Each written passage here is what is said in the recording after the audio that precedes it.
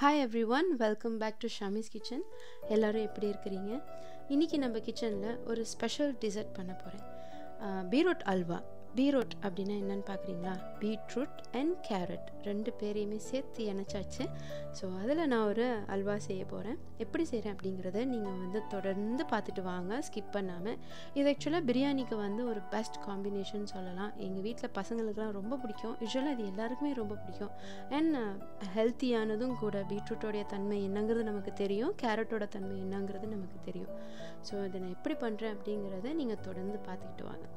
ஒரு 4 medium size அளவுக்கு கேரட்டும் ஒரு மீடியம் சைஸ் அளவுக்கு பீட்ரூட்டும் நான் நல்ல சின்ன கண்ணில் தேய்ச்சிட்டேன்.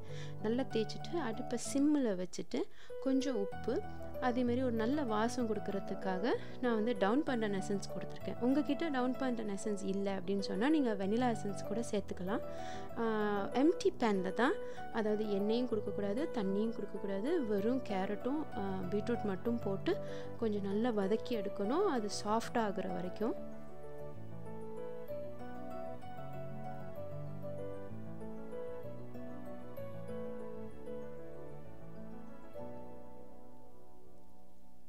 கேரட் அண்ட் பீட்ரூட்டில் ஏற்கனவே தண்ணி விடக்கூடிய தன்மை இருக்கிறதுனால அதிகப்படியான தண்ணி கொடுக்க வேண்டாம். இன்கேஸ் பீட்ரூட் போதுமான அளவுக்கு வேகலை அப்படின்னு சொன்னால் அப்போ நீங்கள் கொஞ்சம் ஹாட் வாட்டர் கொடுத்து நீங்கள் பீட்ரூட்டை வேக வச்சுக்கலாம்.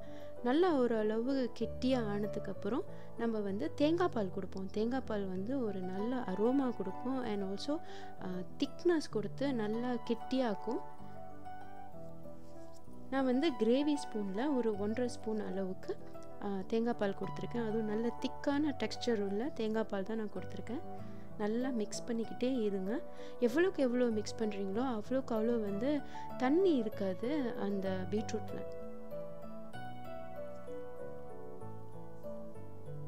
பாருங்கள், நான் மிக்ஸ் பண்ண தண்ணி இல்லாமல் அழகாக கெட்டியாக வந்துருச்சு. இப்போ தேவை அளவுக்கு நம்ம சுகர் ஆட் பண்ணிக்கலாம்.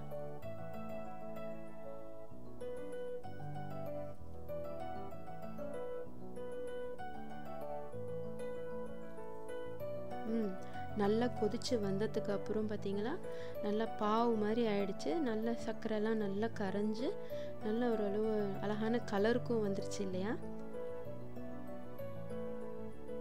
நல்லா மிக்ஸ் பண்ணிக்கிட்டே இருங்க. அப்போ அந்த சர்க்கரையோடைய அந்த ஈரத்தன்மையும் உங்களுக்கு குறைஞ்சி இன்னும் கெட்டியாயிடும். ஸோ மிக்ஸ் பண்ணிக்கிட்டே இருக்கணும். ஸோ இப்போ நம்ம தாளிக்கிறதுக்கு ரெடி பண்ணலாம். நான் 2 டேபிள் ஸ்பூன் போல் கீ எடுத்திருக்கேன். அந்த நெய்யில் சினமன் போட்டு நல்லா கொஞ்சம் அரோமா வர வரைக்கும் விட போகிறேன். அப்படியே உங்களுக்கு பிடிக்கும் அப்படின்னு சொன்னால் நீங்கள் ஏலக்காய் தூளும் கொடுக்கலாம். நான் ஏற்கனவே எசன்ஸ் ஆட் பண்ணியிருக்கிறதுனால நான் ஏலக்காய் பவுடர்னு அந்த தடவை யூஸ் பண்ணலை.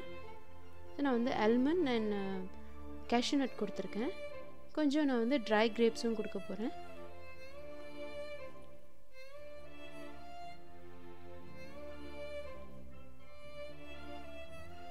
நல்லா ரோஸ்ட் பண்ணிக்கோங்க.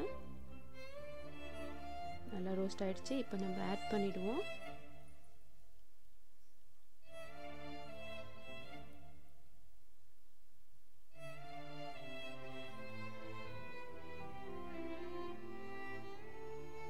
நம்மளுடைய பீட்ரூட் அல்வா ரெடி ஆகிடுச்சு. பார்க்க எவ்வளோ யம்மியாக இருக்குது பார்த்தீங்களா? இது கண்டிப்பாக எல்லாருக்குமே பிடிக்கும். ஸோ மறக்காமல் நீங்களும் இதை ட்ரை பண்ணுங்கள். உங்களுக்கு எப்படி வந்ததுங்கிறத எனக்கு நீங்கள் கமெண்ட் பாக்ஸில் கண்டிப்பாக சொல்லணும். மறக்காமல் ஷாமிஸ் கிச்சனுக்கு சப்ஸ்கிரைப் பண்ணுங்கள். எங்களோட எப்போதும் இணைஞ்சுவாங்க. இன்னும் நிறைய ரெசிபிஸ் உங்களுக்காக காத்துக்கிட்டு இருக்கு. Love you all. Take care. Bye.